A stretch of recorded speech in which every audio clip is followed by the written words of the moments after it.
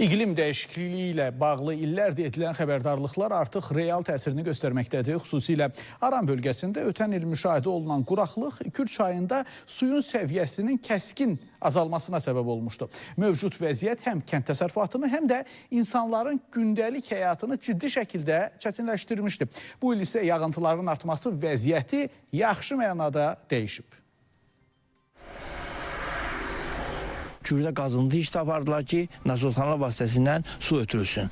Ötən il Kür çayında suyun azalması Aran rayonlarında ciddi problemlər yaratmışdı. Suvarma sistemləri iflic vəziyyətə düşmüş, bəzi ərazilərdə nasoslar belə işlək hala gətirilə bilməmişdi. Nəticədə əkin sahələri susuz qaldığından məhsuldarlıq da aşağı düşmüşdü.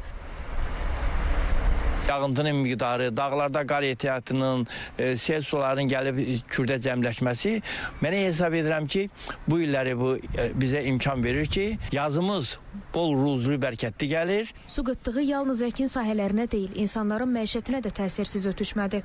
Məişətimizdə də Kürün suyundan istifadə edilir. Ona görə də Kürün suyunun qalxması hər tərəfli insanlara xeyirlidir. Qarların əriməsi və bir də yağan yağışlar hesabına Kürdə suyun səviyyəsi qalxır. Coğrafiya elmləri doktoru Səid Səfərov deyir ki, torpaqda rütubətin artması kənd təsərrüfatı üçün mühüm əhəmiyyət daşıyır. Bu xüsusilə yaz aylarında məhsuldarlığa birbaşa təsir edən əsas amillərdəndir.